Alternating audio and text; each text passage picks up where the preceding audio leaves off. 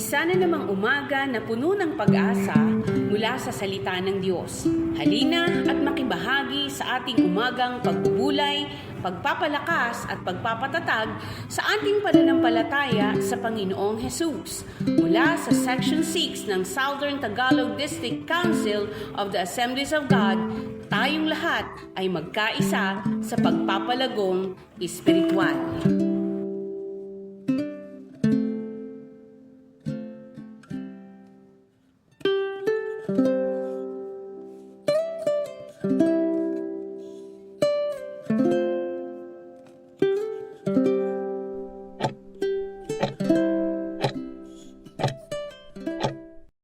Sa pumuling mapagpalang araw sa bawat isa sa atin. So, salamat sa Panginoon sa araw na ito.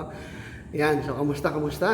At nawa po ang pagpapala ng Diyos ay patuloy na maranasan ng bawat isa sa atin. So, saan po kayong naroon, nawa ang mensahe ng Panginoon at ang salita ng Diyos ay makarating sa atin at makapagpala tayo ng salita ng Panginoon. So, again, kung ikaw ay bago pa lang sa programang ito, yan, sa page na ito ay paki-follow yung ating pong page, paki-share, yan, at paki-react. Yan, kasi sa ganitong paraan ay mas dumadami yung mga naaabot, mas dumadami yung mga nakakarinig. So, please share natin, share natin sa ating mga GC, share natin sa ating mga pamilya, sa iba't ibang paraan. Pwede po natin yung gawin para mas marami pong maabot at mas malawak yung naabot ng ating programa, mas maganda. So, yun pong paalala ng Panginoon sa atin. So, kamusta po? At nawa po nasa mabuting kalagayan ang bawat isa po sa atin. At kung hindi man po ay ang mensahe ng salita ng Panginoon ay magpalakas nawa sa atin. So, ayan. So, ang atin pong pinag-aaralan ay patungkol pa rin sa mga nanay, in-demand job of a mother. Okay? So, ngayon po pag-usapan natin ay halos ang conclusion ito ng atin pong pinag-usapan ng mga previous topic natin. So, babasahin pa rin natin yung pong aklat po ng 1 Thessalonians chapter 2, verse 7 and 8. Okay, babasahin po natin. Kasi po sinasabi, bagamat may katiwiran kami maghintay niyon bilang mga apostol ni Kristo, naging magiliw kami sa inyo tulad ng isang mapagkalingang ina sa kanyang mga anak. Dahil sa laki ng aming pagmamahal sa inyo, itinayagan namin ang aming sarili sa pangangaral sa inyo ng mabuting balita. Hindi lamang yan, pati ang aming buhay ay handog namin. Kung kinakailangan, lubusan na kayong napamahal sa amin. Okay? So, lubusan na kayong napamahal sa amin. Yun po ang paalala. At again, yung pinag-usapan na in-demand job of your mother, nurse, yan, yung trabaho ng mga nanay. Grabe, nag-upisa yan sa loob ng tahanan. Nurse, caregiver, yung lahat ng kailangan natin, lahat ng hinahanap natin, lahat ng gusto natin, nandyan ang mga nanay natin. Ginagawa ng paraan hanggat maaari. Lahat ng paraan ginagawa niyan para matugunan lang yung kailangan natin. Totoo po yun, So, masabi natin parang may magic yung mga nanay, kasi kala mo parang wala talaga. Pero nandyan yung mga nanay na kapag kailangan mo ay nandyan. Dahil siyempre sa biyaya ng Diyos. At ganun sila nilikha ng Panginoon. So, teacher, yan po yung unang mga nagturo sa atin ng tamang buhay, tamang ugali, tamang prinsipyo sa buhay. Yan, malaki po ang factor nun, sa buhay natin ngayon, kung paano tayo tinuruan, inalagaan at pinantayan ng ating mga nanay, ng ating mga parents. So, sabi dyan sa talata natin, kayo naging parang kami naging ina sa inyo, napamahal na kayo sa amin, mapag-alaga, mapagkalinga ng mga nanay sa inyo. Yan, So, lubos na kayong napamahal sa amin. Ang sabi pa nga doon ay maging ang aming buhay ay handang ialay o ibigay sa inyo para lang maramdaman ninyo kung paano kami naging ina. Totoo po yun, yung mga nanay natin, hanggat maaari, no, maging ang buhay nila, ialay niyan para sa atin, para maramdaman lang natin na mahal natin sila. So nakakalungkot lang dahil may mga anak na hindi nagmahal, hindi nagkalinga sa kanilang mga parents, na mga nanay.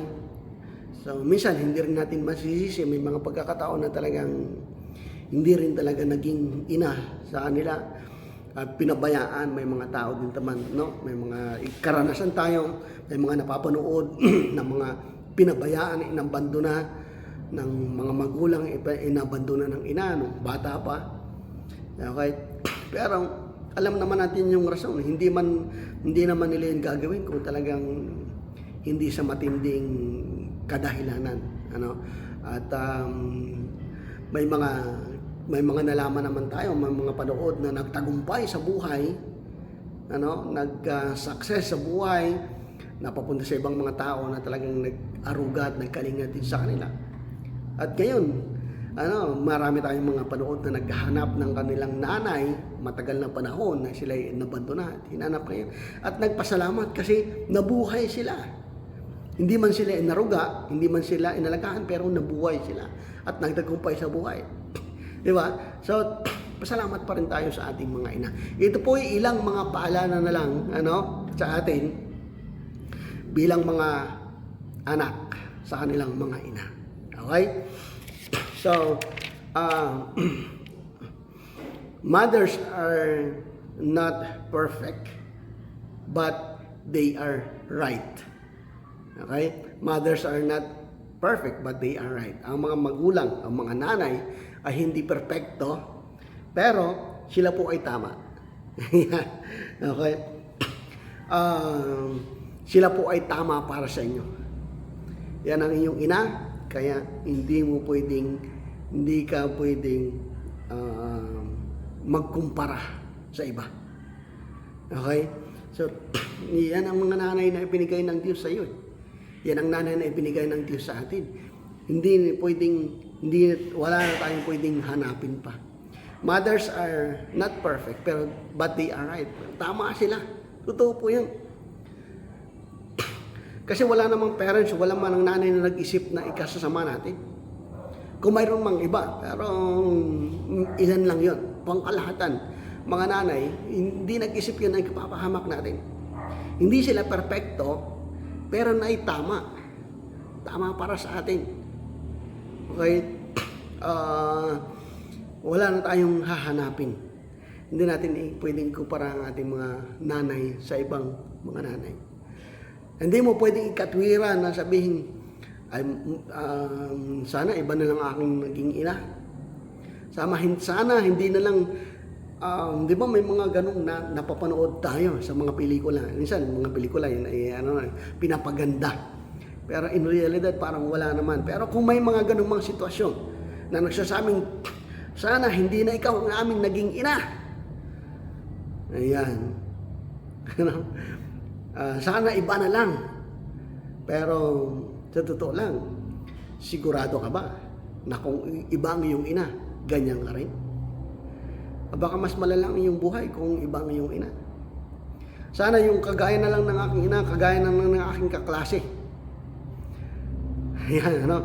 Yung mga parents, yung mga anak na nag-sleep over sa ibang mga kaklase at nakikita nila kung paano mag-alaga yung mga magulang nila sa kanyang mga anak, kaklase. You know?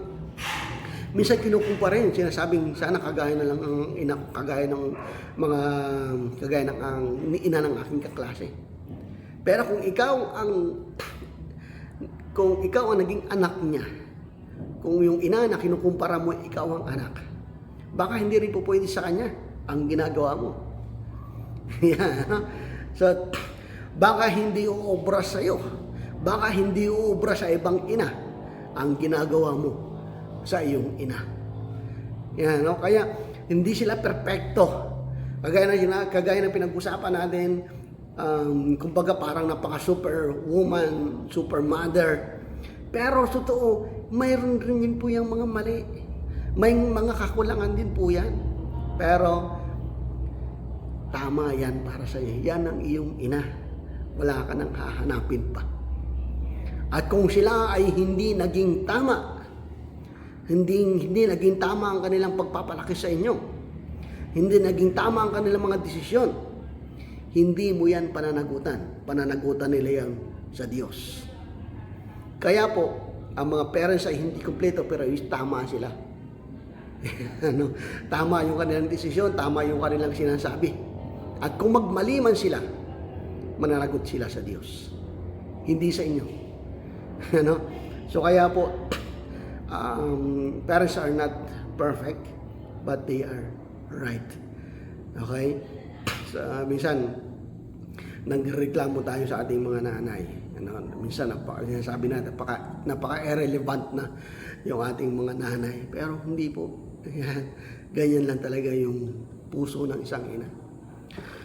Parents are not perfect, but they are complete. Parents are not perfect, but they are complete. Mothers, yan. Mothers are not perfect, but they are complete. So, pwede niyo pong i-type yan. Paki-type po sa comment section. Mothers are not perfect, but they are right. Okay? Next, mothers are not perfect, but they are complete. Yan, no? Ang mga nanay natin na hindi perfecto, pero sila ay kumpleto. Yan. Yan. Ano ba yung sabihin ng kumpleto? Marami pong depekto yung mga parents natin. Mga nanay natin, marami pong kakulangan yan. Alam naman natin yung mga parents natin, yung una, hindi sila pinagpala ng pagkakataon, no, na makapag-aral, na makapagtrabaho. Ang dami po sa totoo lang, yung mga parents natin, ang dami po yung mga regrets sa buhay. Mga nanay natin, ang dami po yung regrets sa buhay. Pero dahil sila naging ina na, sinakripisyo nila ang lahat ng mga bagay na yun para sa atin. Para sa iyo, kapatid. Para may taguyod ka, para maipagpatuloy, para mabuhay ka, maalagaan ka. Maraming sinakripisyo yung mga nanay sa atin. Totoo po yan. Kaya po sila, may mga parents tayo, may mga nanay hindi naging blessed o hindi nabiyayaan ng pagkakataon na mag-aral, na magtrabaho, pero nagsakripisyo para sa atin. Yan, no? So, salamat po sa mga ina natin, sa mga nanay natin. Thank you po. Sa totoo lang, kumpleto po kayo. Labis-labis pa nga po kayo para sa amin. Kasi kung maghahanap pa kami ng ibang mga nanay, baka hindi kami ganito. Baka hindi kami buhay o baka iba ang aming pagkatao. So, yan ay mga paalala sa atin, mga anak, paalala sa atin, yan ang ibinigay ng Diyos na ina sa'yo, sa akin, kumpleto yan para sa'yo. So, huwag ka nang maghanap ng iba. Sana iba na lang ang nanay ko. At may mga anak na nagsasabi ng ganyan, pero ano po, bihira. Kung mayroon man mga nakapagsabi ng pero bihira niyan. Walang magulang, walang nanay nang sabing sana iba na lang ang anak ko. Kung ibalik kaya sa iyo. Kung ibalik kaya ng nanay mo yung sinasabi mo. Kung sinasabi mo sana iba na lang ang nanay ko. Kung sasabihin kaya ng nanay na sana iba na lang ang anak ko. Di ba? So, pasalamat tayo sa Panginoon dahil yan ang iyong ina. Pasalamat tayo sa Diyos dahil pinagpala tayo ng isang ina na magiting, mapagmahal, mapag-aruga, mapagkalinga at nagtuturo at nagsasaway. Pag sinasaway ka, pag pinapagalitan ka, magpasalamat ka sa Panginoon. Okay? So, yun po, halos sa conclusion na po ng ating pong pinag-aralan about mother's job. So, ang dami po kung atin pong titingnan at maging observant lang tayo mga anak, mga asawang lalaki. Yan, no? Kung mag-observant ka lang, magiging observant lang tayo sa loob ng tahanan. Ang nanay dyan ang walang halos pahinga sa trabaho. Kasi sila ay pinagpala talaga ng Diyos ng kakayahan na gawin yung mga trabaho ng sabay-sabay. Kayang magtrabaho ng sabay-sabay. Habang nagluluto ay naglalaba. Yan, no? Habang nagtitiklop ay nagwawalis. Yan. So ganun sila ka-blessed naman sa ganung paraan, no? Kasi kaya nilang mag-multitask ng trabaho. Yan. At hindi natin yan kayang tumbasan at hindi natin yung kaya hindi sila perfecto pero tama yan para sa iyo. Hindi sila perfecto pero sila ay kumpleto. Wala ka nang hahanapin pa. Salamat po ng marami sa bawat isa sa atin sa inyong panunood at nawa po ay napagpala tayo ng salita ng Panginoon. Tayo po ay manalangin. Panginoon Diyos, nagpapasalamat po kami sa araw na ito. Sa muli, kami po ay masaya na nagpapasalamat dahil meron kaming mga ina. Salamat po dahil sila, yung ina namin, yung nanay, yan ang binigay mo sa amin. Napaka-blessed po namin. Maaring ang iba sa amin ay hindi biological mother, pero naging totoong ina sa amin. Salamat po sa kanila. Hindi man sila ang nagluwal, pero sila ang nagpakita, nagparamdam ng totoong pagmamahal sa amin. Salamat po sa mga ina, sa mga lula na naging ina, sa mga tita na naging ina, sa mga ibang mga tao na nag-aruga sa amin na naging ina, totoong naging ina sa amin. Salamat po sa kanilang mga buhay. Sa kanilang sakripisyo. Mahirap po yung kanilang trabahong ginawa at ginampanan pero nagpatuloy sila. Salamat po. At muli ang dalangin ng iyong pagpapala at pangunguna sa bawat isa sa amin na narito na ikinikip na nanonood ng iyong biyaya at ang pagpapala. Ano man po ang aming mga kahilingan, ano man po ang aming mga dalangin, akin pong hiling o Diyos na katagpuin mo po ang lahat ng aming mga pangangailangan. Ang iba sa amin may mga pangangailangan pinansyal. Sa pangalan ni Jesus, ang probisyon ng pagpapala ay ibubuhos mo, Panginoon, sa kanila. Iba, Panginoon, sa amin may pangangailangang kalakasang pisikal. Lord, igawad mo ang iyong kaaliwan, kagalakan sa puso nila upang maramdaman nila ang kagalakan at lumakas at sumigla ang kanilang mga pisikal na katawan. Salamat po ng marami. At iba pong mga bagay na maaaring kahilingan namin, hindi man po namin mabanggit, subalit alam mo po ang laman ng aming mga puso. Ipinagkakatiwala na po namin sa inyo at nagpapasalamat kami dahil kayo ang Diyos na tumutugon sa aming mga panalangin. Pinupuri ka namin at nalawalhati. Ito pong dalangin namin sa pangalan ni Jesus. Amen and amen. Salamat sa Panginoon. Muli po ay pagpalain po tayo ng Diyos and ingat po tayo palagi.